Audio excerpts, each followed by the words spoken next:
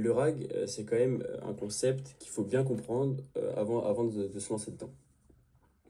Donc comme je l'ai dit, un LLM comme Mistral, il a été entraîné sur des milliards de tokens, mais jusqu'à une certaine date. Et donc, quand je parlais du rapport de la réunion en interne, eh ben, lui, il ne le connaît pas, il n'y a pas accès.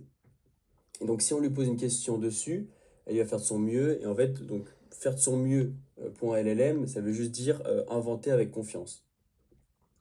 Et la solution RAG, elle se passe en deux phases. Donc, la première phase, moi, j'aime bien l'appeler la phase d'ingestion. Donc en fait, on upload notre PDF, enfin ça peut être un PDF, mais ça peut être n'importe quoi d'autre aussi.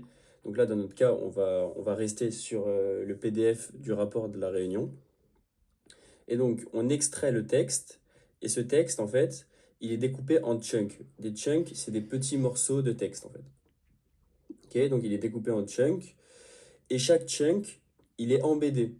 Et donc, ça veut dire qu'il est transformé en vecteur. Nous, dans notre tuto, ça va être des vecteurs de dimension 768. Et donc, chaque chunk a un vecteur associé. Donc voilà, chunk 2, il a ce vecteur associé. Le chunk 3, il a ça. Ok. Et tous les chunks, eh ben, ils sont tirés du PDF. Et ensuite, ces chunks, ils sont ajoutés dans une base vectorielle. Donc nous, dans notre tuto, on va utiliser ChromaDB.